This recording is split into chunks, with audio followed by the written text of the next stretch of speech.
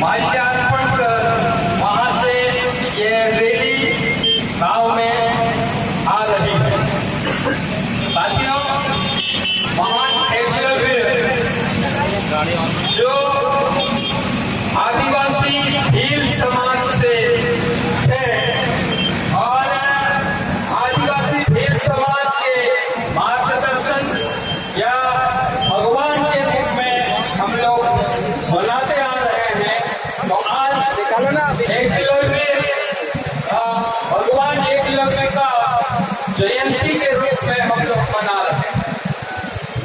और ये जयंती हम लोग हर साल मनाते हैं।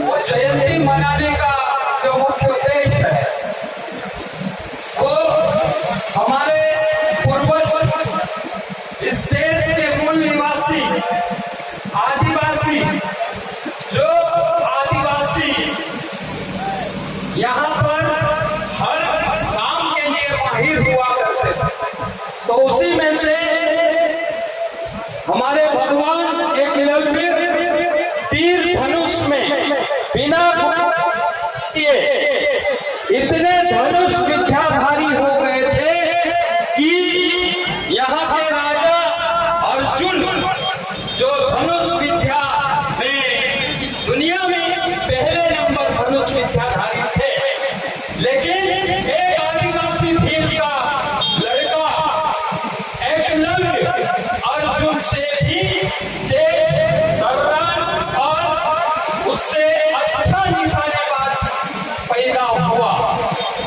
उस समय जब अर्जुन का कुत्ता भौंकते भौंकते जंगल से एकलव्य के घर के पास से जा रहा था, तब जो है एकलव्य ने देखा कि ये कुत्ता क्यों भौंक रहा है, मैं कोशिश करूं कि इस कुत्ते का मुंह कैसे बंद करूं। तब एकलव्य ने जब कुत्ता भौंक रहा था, तब जो है वो तीर मारे, ऐसे तीर नाप तोल के वो तीर मारे। वो तीर कुत्ते के मुंह में बारी बारी से एक एक करके वो कुत्ते के मुंह में पूरे तीर भर दिए, लेकिन उस कुत्ते के मुंह से जो है एक तिनका भी खून नहीं निकलने दिया। ऐसा नाप तोलकर जो है एकलव्य ने जो है तीर चलाए थे।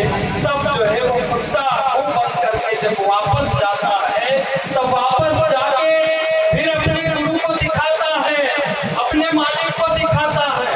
तब उन्होंने आश्चर्य किया कि ऐसा धनुष विद्याधारी अर्जुन से अच्छा धनुष विद्याधारी कौन है, कैसे कैसे जो है वो सीख गया इतनी विद्या, धनुष चलाने की विद्या। तो वो कुत्ते के साथ में ढूंढते ढूंढते गए और वो कुत्ता जहाँ रुका वहां जो है एक आदिवासी से उन्होंने पूछा कि ये क्या, ये तीर तुमने जो है कुत्ते के मुंह में डाले? तो वो आदिवासी ने कहा कि हाँ, मैंने ही डाले। तो क्यों डाले? क्योंकि जो है वो कुत्ता भौंक रहा था और मैं मेरी परीक्षा, विद्या की परीक्षा कुत्ते के मुंह को बंद करने के लिए जो है किया था। तब फिर बाद में द्रोणाचार्य जी ने कहा कि आप जो है दुनिया के सबसे अच्छे धनुष विद्याधारी है। अगर जो है मैं आपसे, अगर तुम मेरे चेले हो, उन्होंने कहा था कि मैं आप किससे सीखे हैं, कौन से आपके गुरु हैं, तो उन्होंने जो है मट्टी के पुतले को दिखाया। तो वो पुतला द्रोणाचार्य जी का था और द्रोणाचार्य जी को उन्होंने कहा कि मैं आपके पास में आया था, लेकिन आपने जो है मुझे विद्या सिखाने से मना कर दिया। क्यों? क्योंकि जो है उस समय जो है जिस प्रकार से हमारे देश में व्यवस्था थी, तो हम गरीब आदिवासी दलितों को पढ़ने के लिए जो है अधिकार नहीं था। उस समय उच्च जाति को पढ़ने के लिए अधिकार दिया जाता था। तो एक गरीब आदिवासी भी जो है विद्या लेने का हकदार नहीं था, चाहे वो धनुष विद्या हो, या किताब की विद्या हो, उस समय हमको विद्या लेने का अधिकार नहीं था। तो उसी समय द्रोणाचार्य ने कहा कि तुमने मेरे पुतले को पूछकर जो है मेरे आशीर्वाद से जो है धनुष विद्या चलाने की शिक्षा ली है, तो मैं तुमसे जो है कुछ मांगना चाहता हूँ।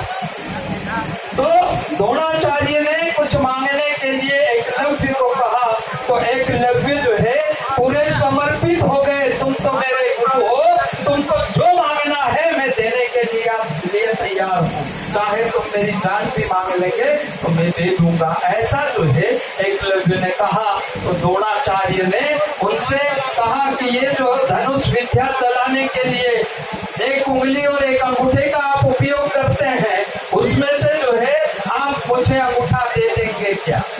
तो एकलव्य ने जो है खुशी खुशी से अंगूठा दे दिया और अपने गुरु को मान सम्मान ये देते हुए जो है अपना अंगूठा दिया। तब से साथियों आदिवासी समाज अंगूठा है, लेकिन आज भी जब तीर चलाता है तो अंगूठे का उपयोग नहीं लेता है, 2 उंगली से आज भी तीर चलाता।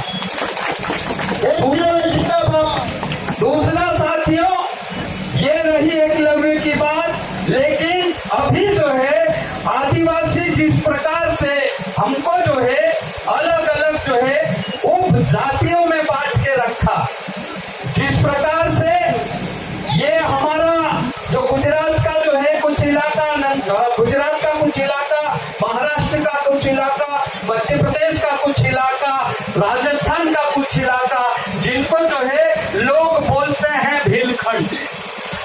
तो ये भीलखंड का इलाका हुआ करता था उस समय, जिस समय राजा राजवाड़ों का राज चलता था। लेकिन जब सरकार हमारे देश में आई तो राज्य की उत्पत्ति हुई और अलग अलग राज्यों में हम भीलों को बांट दिया गया।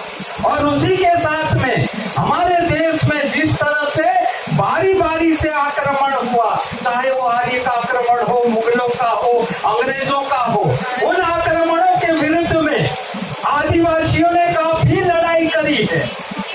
इतिहास में ये कहा जाता है कि 1857 में खून की नदियां बही। तो उस समय हमारे आदिवासियों ने अपनी आजादी के लिए